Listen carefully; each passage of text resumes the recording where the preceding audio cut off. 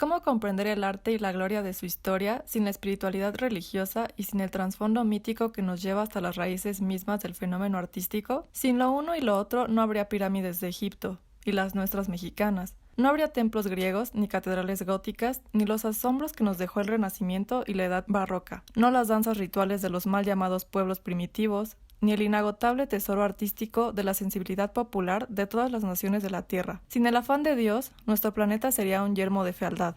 En el arte de todos los tiempos y de todos los pueblos impera la lógica irracional del mito, me dijo un día mi amigo Edmundo O'Gorman, y con o sin su permiso me he apropiado sus palabras.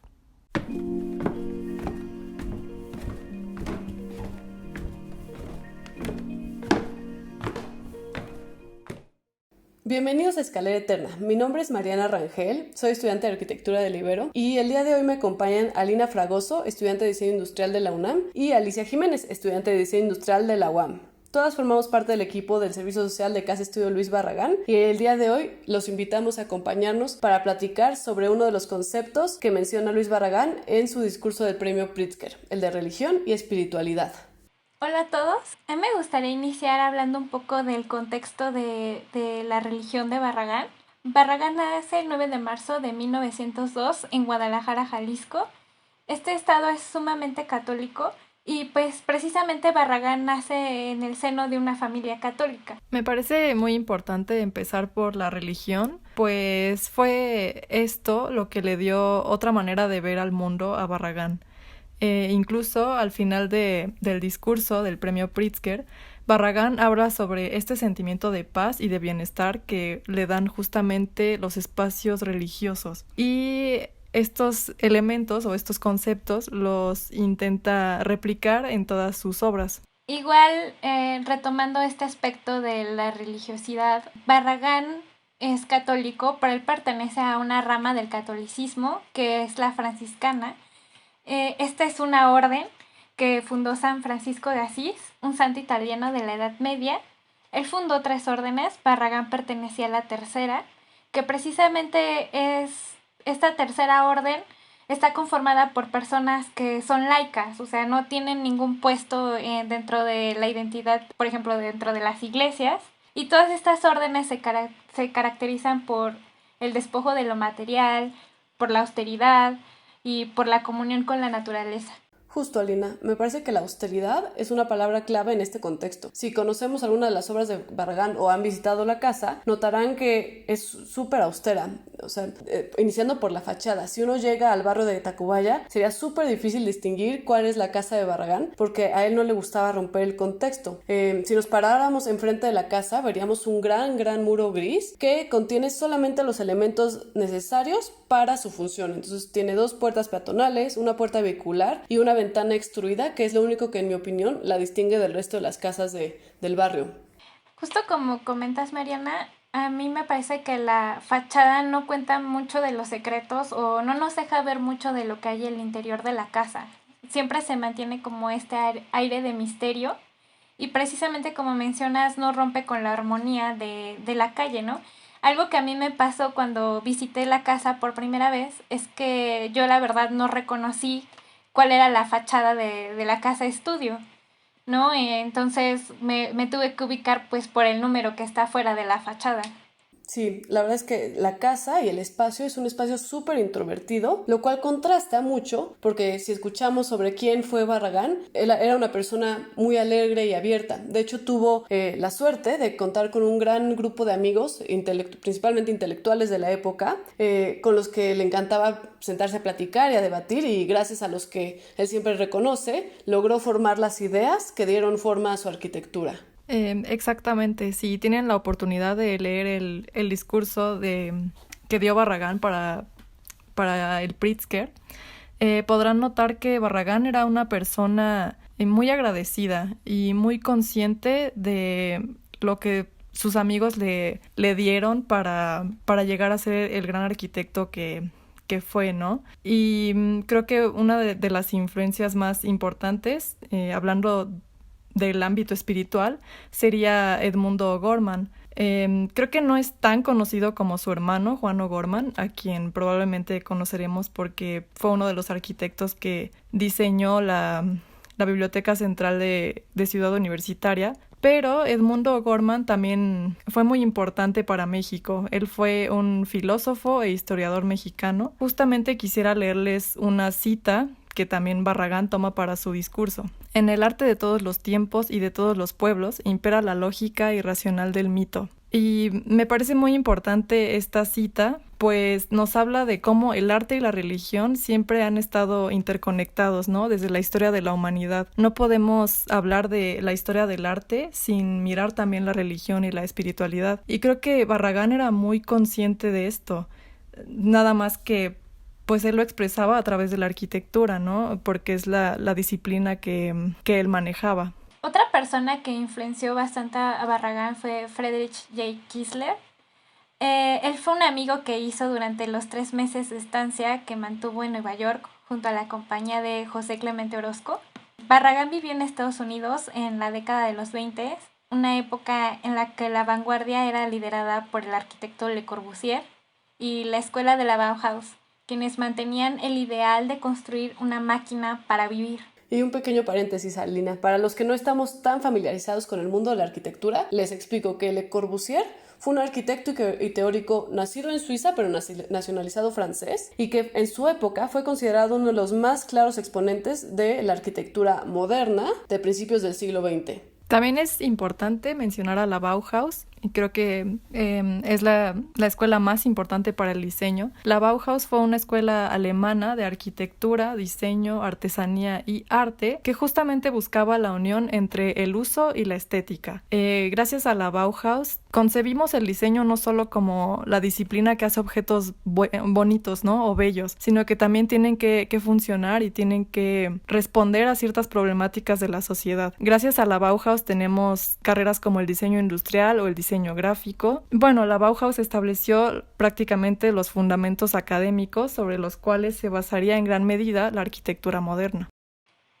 Gracias por estas introducciones de quién fue Le Corbusier y la Bauhaus. Bueno, retomando la idea de lo que hablaba, de la casa vista como una máquina útil para el hombre, precisamente como mencionaba, en esta época estaba lo que es el funcionalismo, y el funcionalismo precisamente veía la arquitectura como una máquina útil.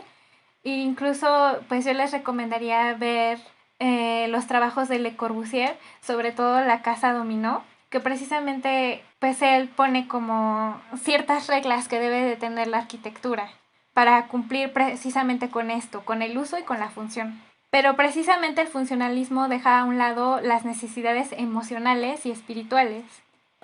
Justo, como que el funcionalismo sí fue un paso muy importante dentro de la disciplina, ya que rompió el clasismo que se le asociaba, pero dejaba de lado otras necesidades del habitante, como la espiritualidad y la privacidad, ¿no? Y pues sí, retomando esto, Kiesler interpretaba al movimiento de una forma un tanto distinta, y precisamente él retomaba lo que decía Barragán, ¿no? La función para que el espíritu se desarrolle y viva agradablemente. Precisamente, como mencionaba Kiesler, retomaba esta idea, ¿no? De las emociones y la espiritualidad. Otra de las cosas que influyó grandemente a Barragán no solamente fueron personas, sino también la lectura. Algo que notamos cuando visitamos la Casa Estudio Luis Barragán es que cuando entramos a la biblioteca hay un gran número de libros, y yo creo que por eso a Barragán se le consideraba como, aprendía de la vida en sí.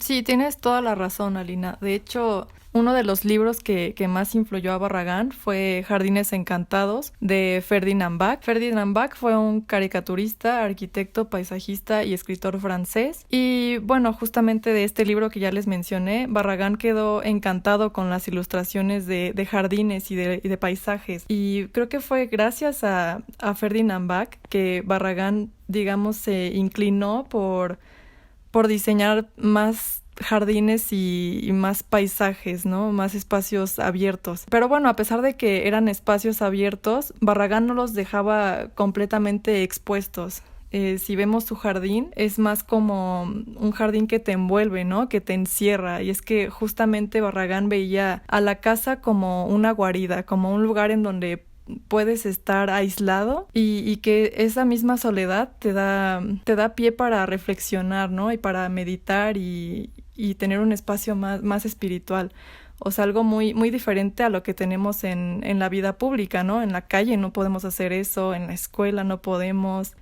O sea, cuando estamos acompañados no podemos realmente tener un momento espiritual. Y bueno, yo creo que Barragán criticaría muchísimo esto de que en nuestro cuarto pues a veces tenemos televisión, ¿no? O tenemos un teléfono que nos mantiene comunicados con el mundo exterior. O sea, no nos permiten estar en silencio estos objetos.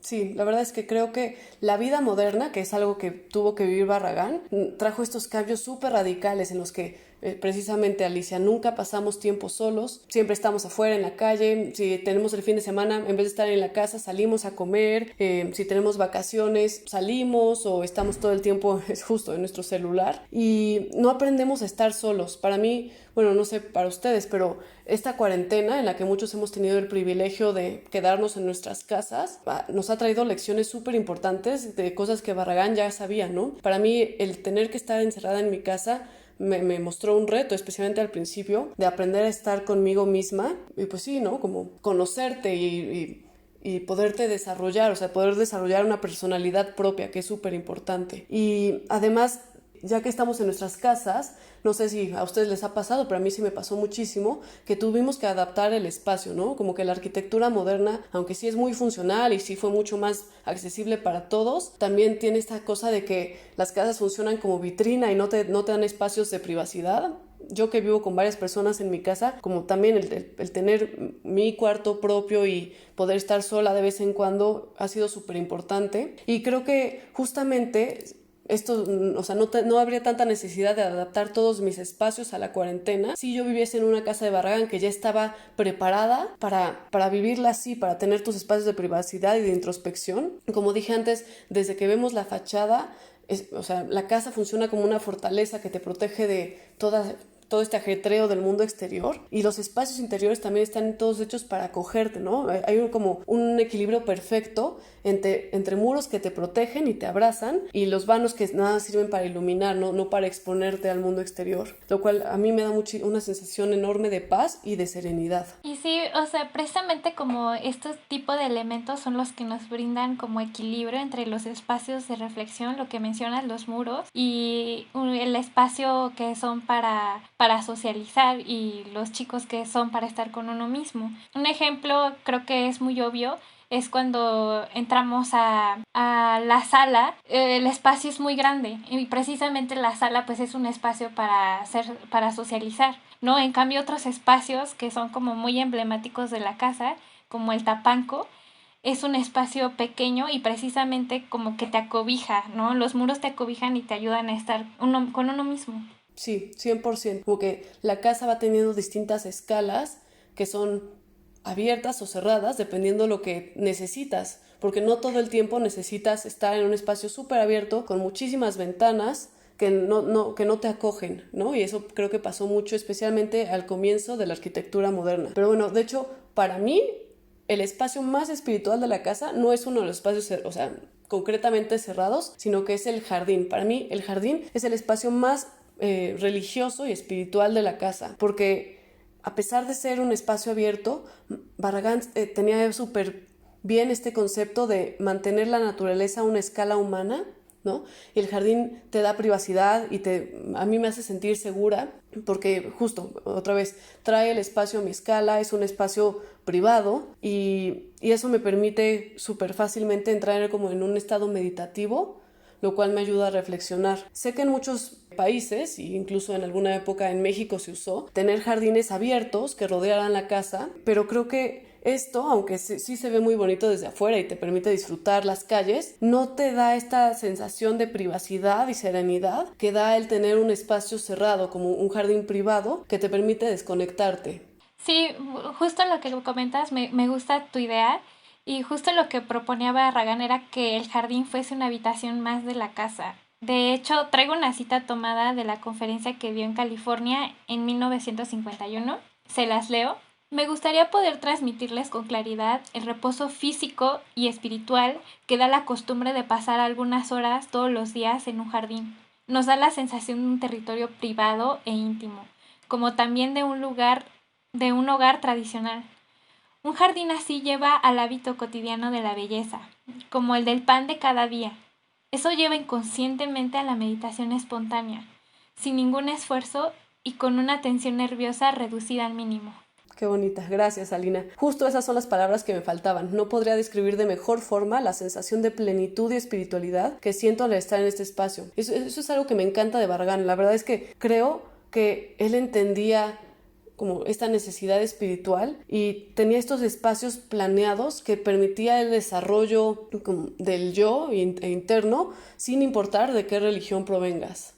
Creo que ya que todas estamos mencionando estos conceptos tan importantes como la religión, la espiritualidad y lo sagrado, estaría bien hablar un poco de sus diferencias, ¿no? O sea, ya vimos que todos estos conceptos estaban muy presentes tanto en la vida como en la arquitectura de Barragán. Pero, ¿cuáles serían las diferencias entre estos conceptos?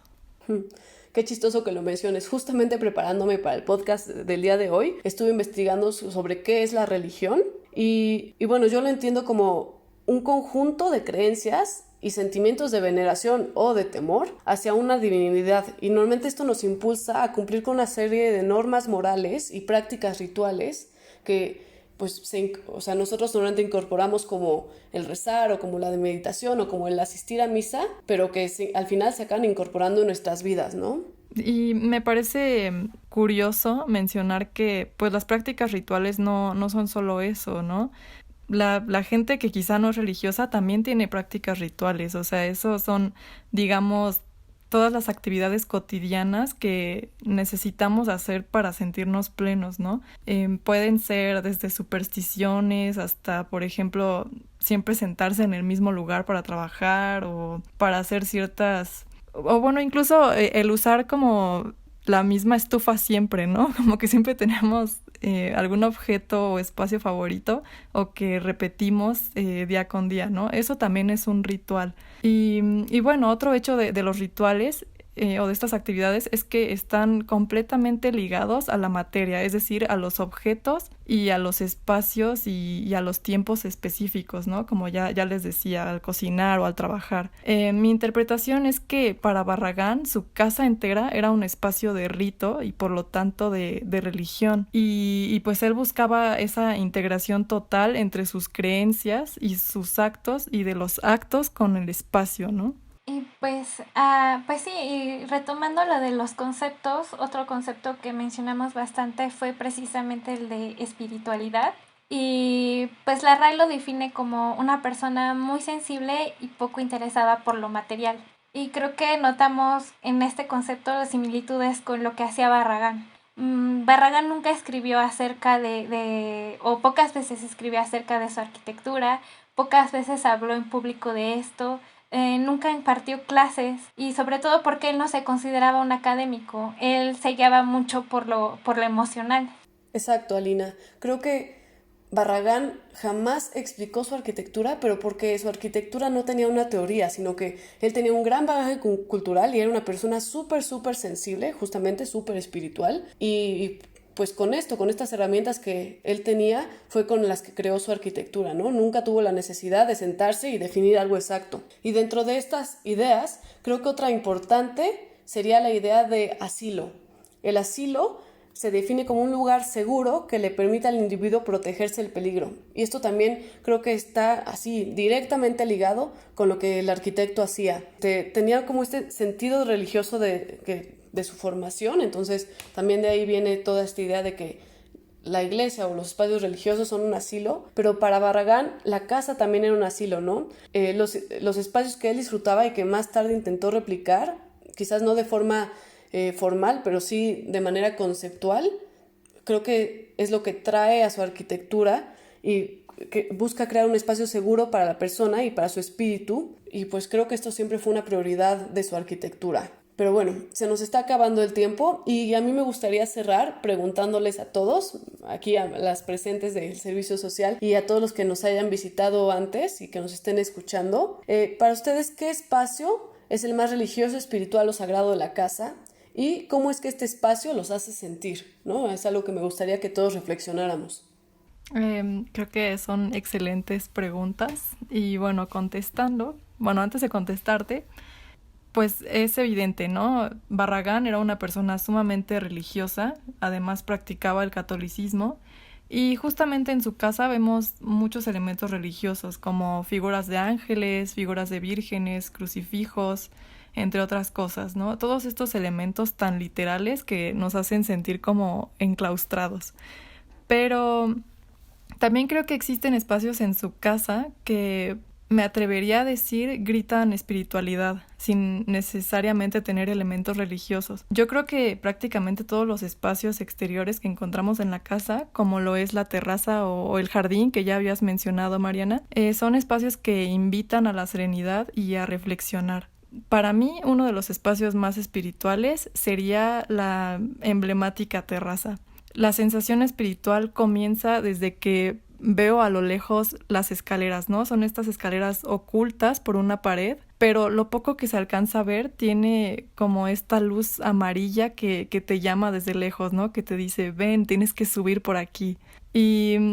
Y bueno, además las escaleras son sumamente estrechas, ¿no? Solo puede subir una persona al momento, no pueden ir más amontonados. Y creo que justamente Barragán decía algo así, ¿no? Que para ir al cielo, pues debe ser de uno por uno, ¿no? Y él quiso replicar esa sensación con las escaleras de su terraza. Pero bueno, ya que estás allí en la terraza, a pesar de ser un espacio exterior, a mí me da la sensación de estar en una habitación más de la casa.